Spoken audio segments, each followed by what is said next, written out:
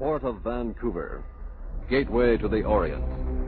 Rough, tough Vancouver, whose waterfront presents an ever-changing panorama of mystery and violence. A constant challenge to such specialists in crimes of the sea as Don Gray, Marine Investigator.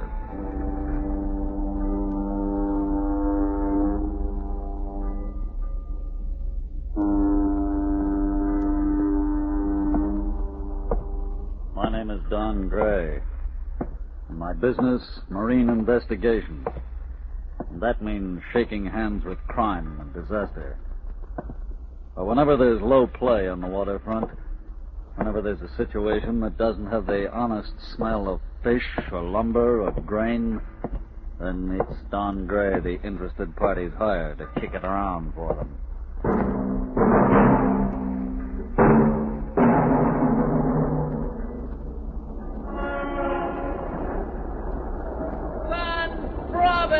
News Herald! British crew mutiny on high seas! Sun! Thank you, sir. Thanks, lady. Mutineers bring ship to Vancouver! Sun for Robin!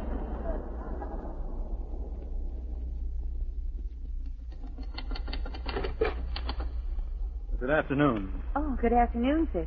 Mr. Garron? That's right. I have an appointment with Mr. Gray. Yes, sir. He's expecting you. This way, please. Mr. Garron is here, sir. Oh. Please go in. Sit down, sir. Well, thank you. This is quite a mess we have on our hands, Mr. Gray. The crew simply refused point blank to take her out. I didn't figure you'd want them to. Aren't you laying charges? As owner's agent, I advised the captain strongly against it. Our job is to get the ship on her way. You've been at sea yourself, Mr. Gray. You'll appreciate the point. Appreciate it, all right. It's a poor policy, Mr. Garron, to require a captain to overlook mutiny. Captain Cardale agrees with it in this case. The papers haven't got the full story. You see, the circumstances are unusual. Uh-huh. It wasn't outright mutiny. The men were too terrified to go on with the voyage. Terrified? Terrified of a ghost. Mr. Garron, superstition dies hard at sea, sure, but when a ghost... And the trouble is, it's not only the ratings. The mates, the engineers, the captain himself were half convinced. Oh? That's why they made little resistance to the men's demand. They quitting too? No, they'll carry on. If they can get a crew and a replacement for the second engineer. Second? He quit? He was buried at sea 3 days ago. He died violently in the bunkers. And according to them, by the hand of the Stanford's ghost. I went down with Mr. Garron to see the captain of the Stanford. The ship lay at Evans Coleman Wharf, and she was as ancient a tramp as I'd ever come across. She looked abandoned, with a starboard list leaning against the wharf like an elderly trollop. I had already learned she was carrying a load of coal to be fanned.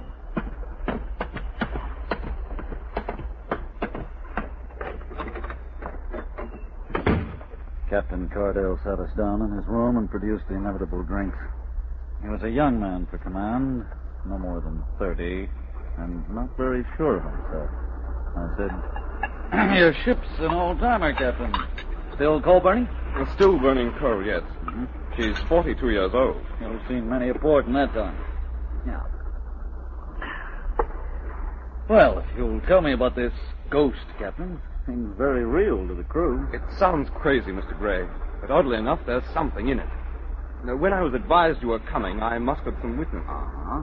They're coming now. Right. Come in, come in. Yes, sir. This is Mr. Gray with Mr. Garron. Gentlemen. Mr. Gray is inquiring into the death of the second engineer. Sit down, wherever you can find room. Yes. Well, Mr. Gray, the first to hear the tappings was the cadet, Tom Wallace. It was the day after we left Comox, Vancouver Island. That's where you loaded your cargo. Yes. The tapping came from the main bunker hatch. The trimmers were still working the lower side bunkers. There could be nobody under the hatch unless he were trapped. Tom called the third officer. Go on, Mr. Dent. Well, when I got to the hatch, I couldn't hear anything. We were in heavy weather at that time, and the tarpaulin was secured over it. I thought it must have been something loose that Wallace had heard. But I tapped on the hatch with my knuckles. Sure enough, an answering tap came back. Funny, I said. How can anyone be trapped down there? So I tried again. The same thing happened. And what time of day was it? About 11 o'clock in the morning, sir. So what did you do? Well, sir, the only thing I could think of was a stowaway. So with the cadet, I knocked out the wedges and lifted an attic cord. But there was nobody there. It was dark inside with the coal and all piled under the beams. But if anybody'd been happy to get out, he'd have been there, wouldn't he? I imagine. Unless he was nuts or very frightened still, huh? We thought of that, Mr. Gray. We've never been able to find any evidence of a stowaway. Okay, so what happened next? Well, I closed the hatch again, and we didn't hear any more, so I thought nothing more of it. But that night, it began again. I could hear it from the bridge. The mate heard it, too, from his bunk. Uh-huh. I saw him come out on deck, so I went down. When the tapping stopped, I knocked again on the hatch. The tapping came back. Maybe the mate would like to tell you what happened there. Okay, go ahead, Chief. Well, I called the standby man, and we opened the hatch. There was nothing there. I gave the standby man a torch and told him to go in and look. He refused. He was scared. So I went in myself, but I couldn't see anything. And that's all. Up until then, Mr. Gray, it was only puzzling. When they reported it to me in the morning, I shrugged it off. A rolling ship makes all sorts of sounds. But it continued intermittently through the second day and night. On the third day, the trimmers were working in the 'tween deck, uneasily, but working, trimming coal down to the lower bunker pockets. It was Wallace, the cadet, who witnessed the next incident. Go ahead, Wallace. It was at 12 noon, sir. I was just getting ready to eat when I heard a sort of strangled howl outside my port. The starboard bunker pocket hatch is there, sir. I looked through, and there was Frame, the 12 to 4 trimmer, tumbling out of the hatch. His eyes were staring out of his head, and he was choking. He was gasping, "There's summit down there! Summit down there! Oh, God!" I rushed out, and then some of the others arrived. Uh-huh. Yes, Captain? We searched the bunkers. We couldn't find a thing. It's very dark down there, of course, and we have no electric light. We used torches and hurricane lamps in groups. We even shifted some of the coal to get into the corners, without result. There was nothing but coal and the open trimming hatches leading to the lower bunker pockets, and they were empty. But the trimmers, now flatter, refused to go down. So the second engineer went down to set an example sort of thing. The next thing we heard was a fearful scream. We rushed below. We found Mr. Bray at the bottom of the lower bunkers. He was dead. How do you know he didn't just trip? There were marks showing where he had been dragged over the loose coal. And one of his shoes was still in the 'tween deck, 10 feet away from the trimming hatch. We found his torch, too, in the 'tween deck, and it hadn't been just dropped. It was smashed, as if he had thrown it with some force at something. Incidentally, he was the chief engineer's nephew. Uh-huh. Tell me, you, Frame, we haven't heard from you yet. What scared you down there? I don't rightly know. I don't know, sir, but sudden light, my lamp goes out. Then something brushes against me. When I look up, all I see is terrible eyes. I didn't wait for anything else. Look like animals' eyes? They look like devil's eyes, sir. I was figuring the possibility of a cougar maybe having gotten aboard at Comox. Cougars don't play knuckles on hatchboards. I can assure you, Mr. Gray, the ship's been thoroughly searched. But nothing could get the hands down the bunkers again. We had to burn cargo from number 2 hold to get back here. Pity you weren't able to keep the body, Captain. It might have given us an answer. By the time we left the ship, I had something to think about, and it wasn't ghosts. Garin was sweating and said, Well, do you suppose there's anything we can do? Yeah, get another crew. We've already asked for one. There isn't a local crew will sign. The word's got around. Yeah, I'll say it's a good way to cripple competition. Fly a crew from the East Coast, then, and ask the skipper if I can sleep on his settee. It's a long time since I made a trip to Japan.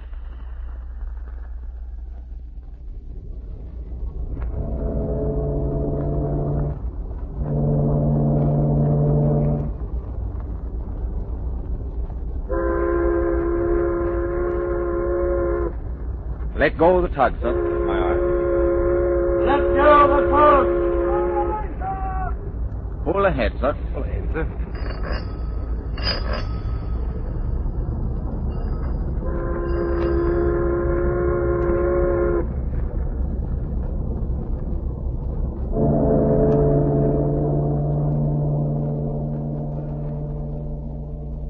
It was next next day we pulled out with an East Coast crew. Some of the original crew had come back, led by the cook. The cook, the donkeyman, a couple of ABs. We dropped the pilot at William Head and cleared the Strait of Juan de Fuca by morning. And so far, nothing had happened. And then, at 10 o'clock, it began. Come in. It started again, sir. The tapping. Main bunker hatch again. No. Well, Mr. Gray? Let's go down.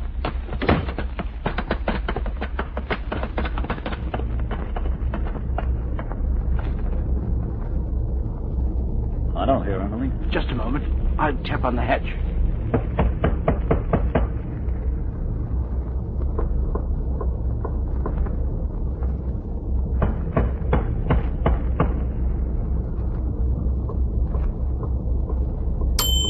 Well? There's a door leading from there into the fiddly, isn't it? Yes. Let's station someone there before we open the hatch. All right.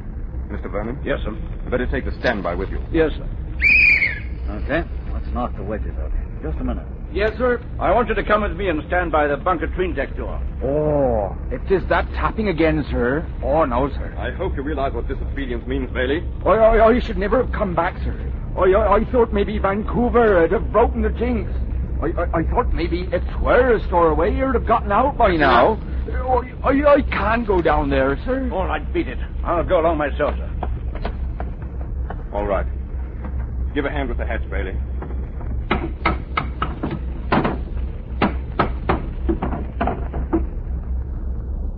Right. The top.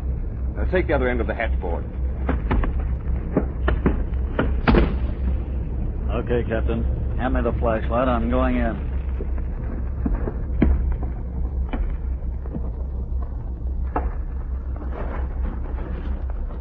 Beyond the thin light that came down from the hatch, it was as dark as the inside of a chimney. Coal was stacked up to within a couple of feet of the hatch covers, and a pinnacle sloping down to deck level. Then I noticed a faint glow from down below. It was a trimming hatch. In the lower bunker, 20 feet below, an almost naked trimmer was throwing coal into the stokehole. He was working in the light of a hurricane lamp. I considered whether he could have been doing the tapping. But there was no ladder at the hatch. It was designed strictly for trimming. I moved away and flashed my light around. Forward of the main hatch was a steel bulkhead. About the hatch, the deck ran aft on each side of the fiddling engine room casing. I moved my light overhead. Nothing but beams from the underside of pocket hatches, all secured, and a couple of ventilators plugged from inside. I tapped the plug.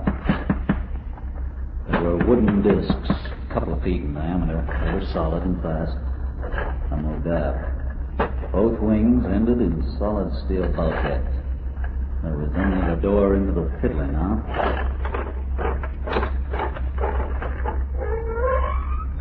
I opened it. Vernon, the mate, was standing outside on the fiddly gratings. He had a crowbar in his hands. He looked a bit tortured, as if he was braced of a fight and run. We went up through the fiddly, past the galley, and out on deck. It's good to breathe the fresh air again. I went over to the hatch. I said, might be an idea to leave the hatch open, Captain, and see what happens. In this weather, she'll be taking seas any time. The weather report isn't good. Okay, close it down. Bailey? Yes, sir. A minute. Before you draw the tarpaulin, let's try our own tapping again.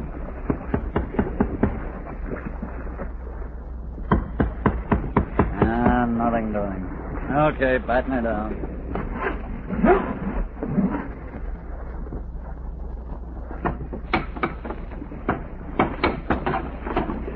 Hold her now. Let's try again.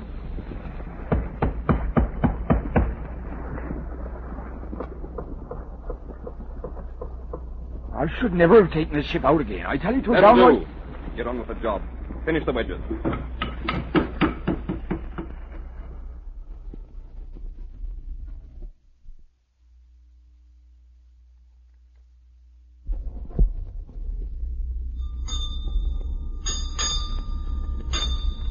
Well, what do you make of it, Mr. Gray? Oh, I can see what you mean, Captain. You're going to have another mutiny on your hands if this goes on, even if nobody else is killed. We pulled a boner in taking any of the original crew back, Captain. Frankly, I thought it was all over. When do you have inspection, Captain? Sunday morning? Yes. I'd like you to make one this morning, Captain, at 11 o'clock. Quarters, storerooms, galley, and so on. Besides, I haven't met everybody yet. He sent for the chief engineer. His name was Bray, the same as the second, who died. And we started with the officers' quarters. Bray, the chief engineer, was a good-looking 40, dark complexion, but a supercilious, vain kind of a cookie. My guess was women had spoiled him. He was the kind of heel they fall for, anyhow. Seemed to suffer the round of inspection like it was a concession to a skipper's idiosyncrasy. We didn't inspect his own room. That was the skipper's concession to him. We looked in the galley. The cook and his mates were working on a pot of Irish stew and a load of sweat rag duff. And I knew it was Thursday. On a limey tramp, you can tell the day of the week by the menu. I remarked to the cook, "Swell of you to come back." I don't believe much in spooks, really, sir. Spirits? Yes, in a bottle. It was a kind of a joke, but I figured at that he wasn't enjoying it. It was the kind of joke you hear when the ship's sinking and the lifeboats are smashed. We went on through the rest of the accommodation, the crew's quarters, the cramped and gloomy places. There were the usual pin-up girls. Over a bunk here and there, a picture of a wife. Or a girlfriend, maybe both. The chief engineer never came into the quarters. He held back at the door. You could almost see him holding his nose. But I got what I wanted, a general plan of the ship. I took the next plan from the bridge, looking aft, a bird's-eye view. Abaft the bunker hatch was the galley, with warship's weather plates before the doors. Then the fiddly, the engine room casing, the boat deck, the mainmast, the poop, where the men were quartered. The ship was rolling, now in a heavy sea, taking spray aboard. The canvas covers were on the ventilators. It was 8 bells, noon. I went down to dinner.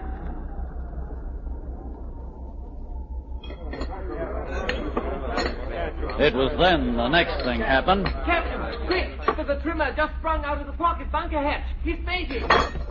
Which side? Starboard side, sir. What's the matter, man? There's something down there. Something down there, Captain. What? What do you mean? What's down there? I don't know what it is, but it's breathing. I think this is... Did you see anything? Just a kind of shadow and light. Rushed against me. Maybe you should get the chief engineer along, Captain. Didn't see him in at dinner. Anyhow, I guess it's his department. Yes, I wonder where... One of you... Oh, he's coming. What's the trouble now? Chief was in his boiler suit, a blue boiler suit, kind of dirty. He was wiping himself off with a sweat rag. First, he seemed more amused than sinister. I asked him, "No dinner today, Chief?" Oh, yes, when I'm ready, Mr. Gray. The engine room comes first. Having trouble? Yes, keeping the stokehold supplied with coal. Now, what's the matter with you, Tolfin? We told him, and he turned back on the man. Nothing but mass hysteria. Get down below and trim that coal before we have to stop the ship. Now, sir, I refuse to go down them bunkers. And that's flat.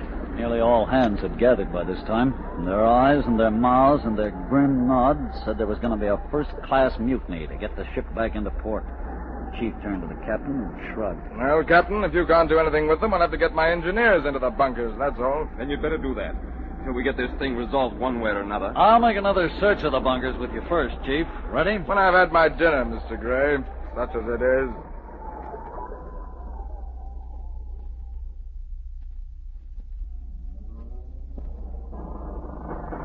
We didn't find anything. The new second engineer was working down there, trimming coal from the tween deck now into the lower bunker. He had the third with him. They were working in pairs. Down below in the stokehold, the firemen had doubled up to trim it from there to their fires. The fourth was tending the engine.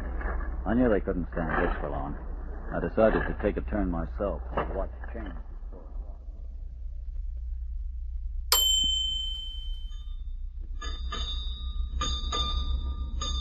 But at 3:30, I was just dozing off. I leapt for the door. I bumped the skipper on the way out. In the name of heaven. Hello? In the low bunker! I am the chief engineer! What in heaven's name was he doing down there? Relieving the others for tea. The crowd was staring silently. It was Bray, the chief engineer, all right. I looked at the trimming hatch, 20 feet above us and back again.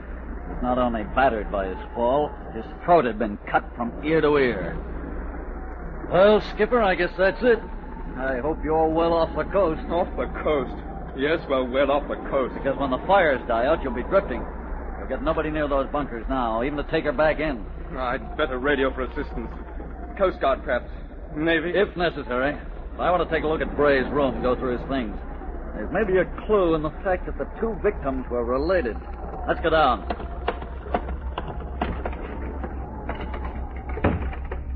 Take a look in the bunk drawer, Skipper. I'll go through his desk. Yes. There was the usual stuff. Log abstracts, requisitions, engine room catalogs, circulars, yellow with age. And then I opened a box. It contained snapshots. I riffled through them. They were all women. I said, take a look at this, Skipper. Eh? I figured him for a ladies' man, but it looks as if he could have taught Solomon a thing or two. Look at this one. Yes, quite a figure. Wouldn't sneeze at her myself. And this? Who's this? Take a look. Yes. Well? Does it look familiar? Well, no. Why should it look familiar? There's a name on the back. Terry Brown.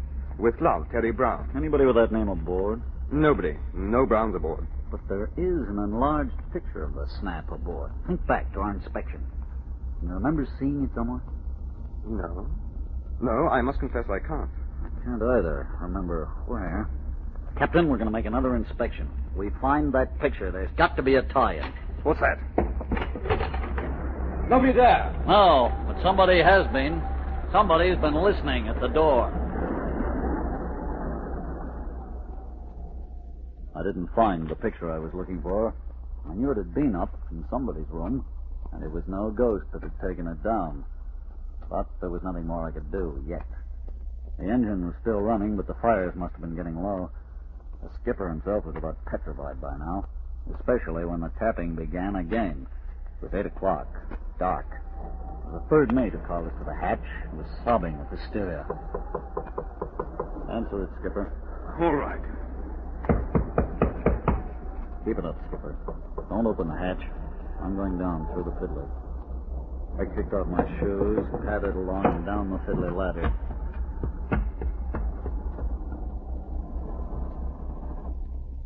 The tween-deck door was open, but something creaked as I slid through. I flung the beam of my light toward the main hatchway.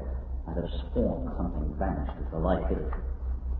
Then there was a movement of coal sliding down the heat. I moved the light on the whole area of the hatches.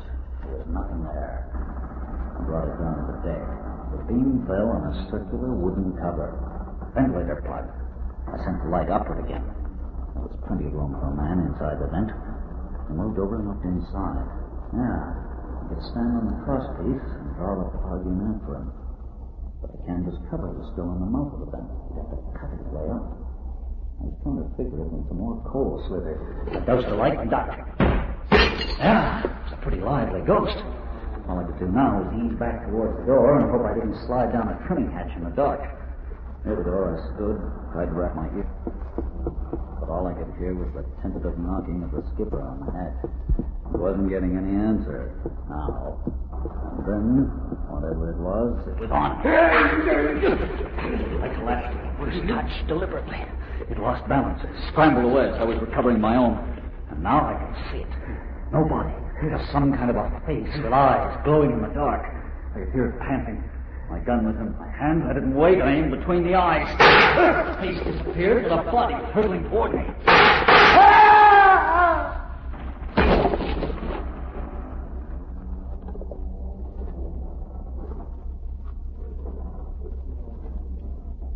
I put my light on it. It was human, all right. It wore a dark overall. His face was covered in a black mask. The other mask, a grotesque thing with luminous eyes, and a bullet hole between them, was cracked in his hand. I pulled off the other mask. It was the cook.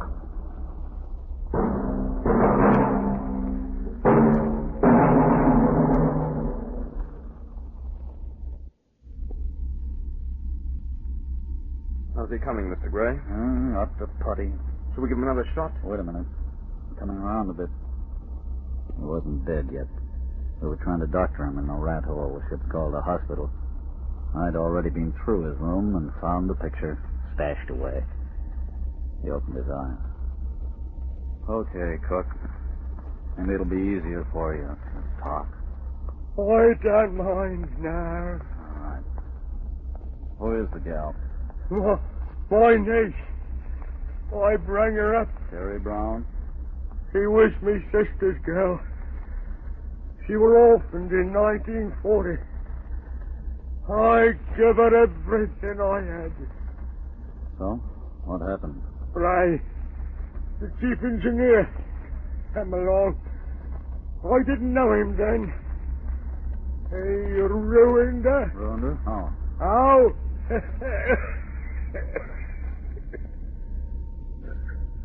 She took sick.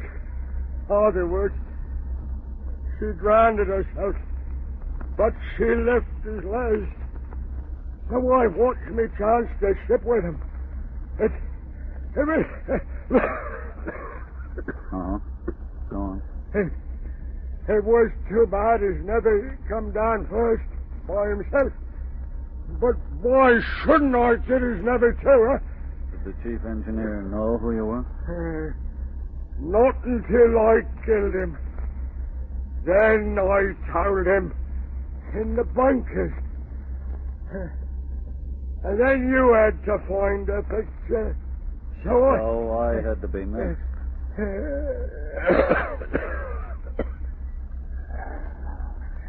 I wouldn't dope him anymore, Skipper. Even if it's doing anything left for him here. He must have been mad. You figure? Don't you think you could ever get that fond of a niece, Skipper? Well, let's go. There's nothing more we can do.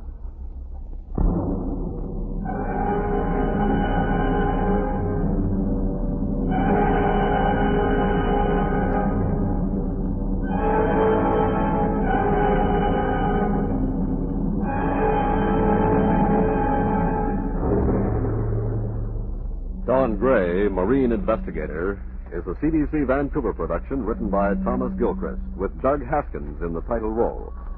In tonight's supporting cast were Lee Taylor as Captain Cardale, Walter Marsh as Garin, Alan Roughton as First Officer Vernon, Stan Jones as Chief Engineer Bray, Eric Vale as the cook, Juan Root as Third Officer Dent, Strowan Robertson as Stoker Telfin, Bud Slater as Cadet Wallace, Frank Vivian as the trimmer Frame, and Roy Brinson as Able Seaman Bailey. Marine Investigator is directed by Raymond Whitehouse, with sound sequence by Ted Levesque and Frank Vivian. Control operator, Don Horn.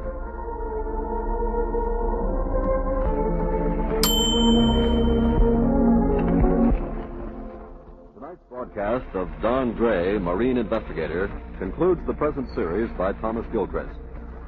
We would like to hear from our radio audience concerning your appreciation of Don Gray, with an ear to future broadcasts. For the present, we make way for the British Empire Games in this Monday time period.